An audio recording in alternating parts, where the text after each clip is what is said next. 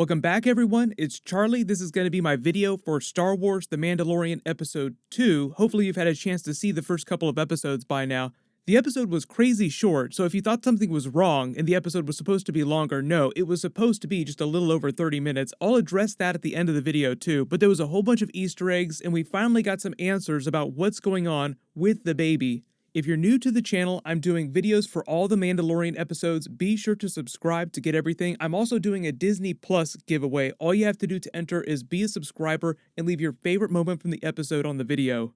Obviously, careful for spoilers. If you have not seen the episode yet, we'll do top 10 WTF and Easter eggs as we go along. Starting with number 10, the title of the episode was The Child. The episode was mostly inspired by this old Japanese manga called Lone Wolf and Cub, mixed with a classic old western train heist talking about the Jawa sandcrawler. The story of that Lone Wolf and Cub manga is all about a person named Ogami Itu who's a former executioner for a shogun who's disgraced after some false accusations by another clan. He's forced to take the path of an assassin, but has to take his son with him. So he's like a Ronin samurai carrying this child around him while he's going from job to job. Just like the Mandalorian is forced to go collect on this bounty through the Mudhorn while bringing this child in tow with him. Most of the actors at the premiere said that they referred to this little puppet as Baby Yoda, but Jon Favreau and Dave Filoni were like, don't call it Baby Yoda too much, we're trying to keep this secret. So it was amazing that they were able to keep that from leaking from the set.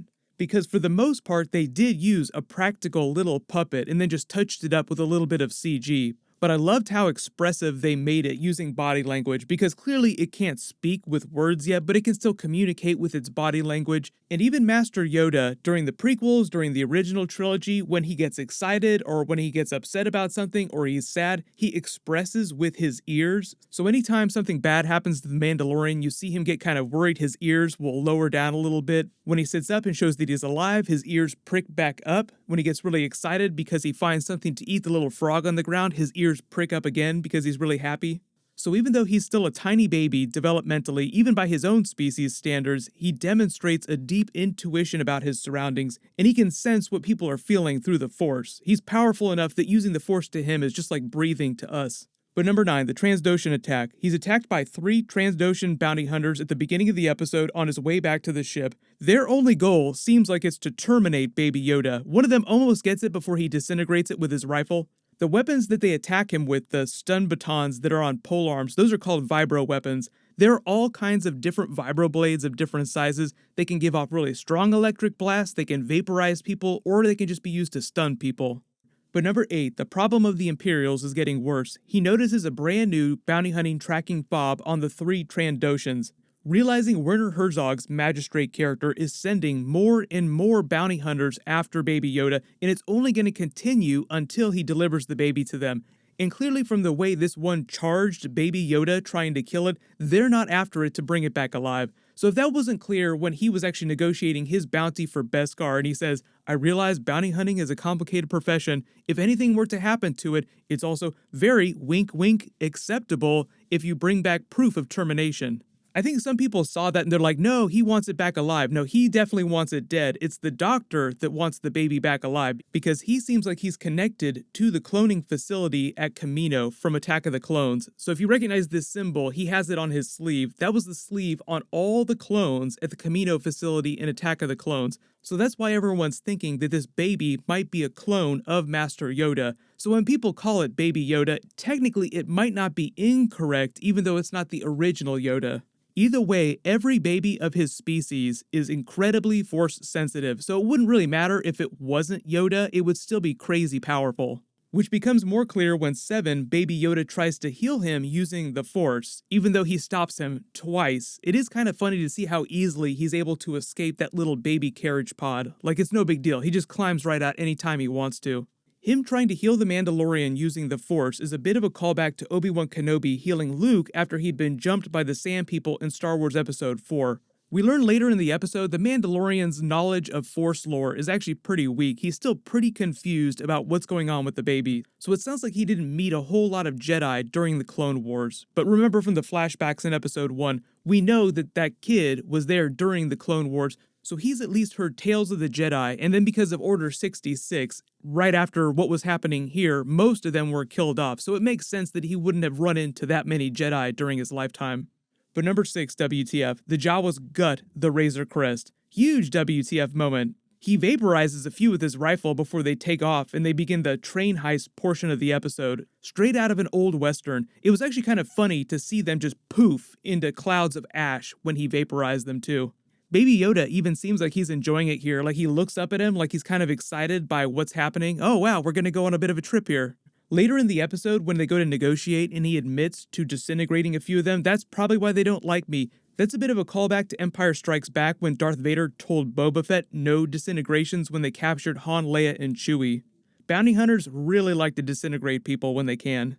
Number 5, the Sandcrawler train heist. So as funny as it was watching him go full Donkey Kong trying to climb that Sandcrawler while the Jawas are throwing stuff down at him the whole time, Baby Yoda following in the pod was even funnier. He seemed completely on board for whatever they were doing, no matter how dangerous it seemed. But just to explain how the baby pod works, they sort of explain later in the episode too during the Mudhorn fight. It's slaved to his gauntlet and is automatically set to follow him wherever he goes. That's why later in the episode when he's wrangling that giant horn bull creature, the Mudhorn, he waves his gauntlet to dodge the pod away from it. And it's just a standard baby pod. There's nothing really special about it. There were people after the ending of episode 1 that wondered whether or not Baby Yoda was levitating the pod using the Force, or if it was just part of the technology of the pod itself. So this episode basically answers that. It's just built into the tech of the pod. It just hovers everywhere it goes. And the thing about Baby Yoda in this scene here too, you can clearly tell he's already attached to the Mandalorian. He looks kind of worried when he thinks that he might be dead after he falls off the top of the Sandcrawler, but watch how he expresses when he sees the Mandalorian sit up and sees that he's alive. When they go back to Nick Nolte's Ugnaught character for help, there's also a funny Empire Strikes Back reference. When Baby Yoda eats the frog, yes, it's just a funny visual gag, but it's also a reference to Empire Strikes Back. When they were making that movie, there were people on the crew that referred to Yoda as a swamp frog, and then on the DVD commentary for Star Wars Attack of the Clones, George Lucas joked that Yoda was the illegitimate child of Kermit the Frog and Miss Piggy. So it's just a joke about Yoda being a frog, so Baby Yoda eats the frog. But number 4, the negotiation. The Jawas tell him he speaks their language so poorly he sounds like a Wookiee, which is another reference to the Star Wars Holiday Special and the scenes with Boba Fett and Chewbacca. There's an R5 droid behind them that's similar to the R5 droid the Jawas try to sell to the Lars and Luke Skywalker. Then they tell him that he needs to find the egg of a giant creature called the Mudhorn, which is kind of a bullish version of the Reek creature from Star Wars Attack of the Clones. We also finally get to see the inside of the control room of a Jawa Sandcrawler, with the Mandalorian bumping his head just to give us a sense for the scale. Baby Yoda also seems very excited to be here too.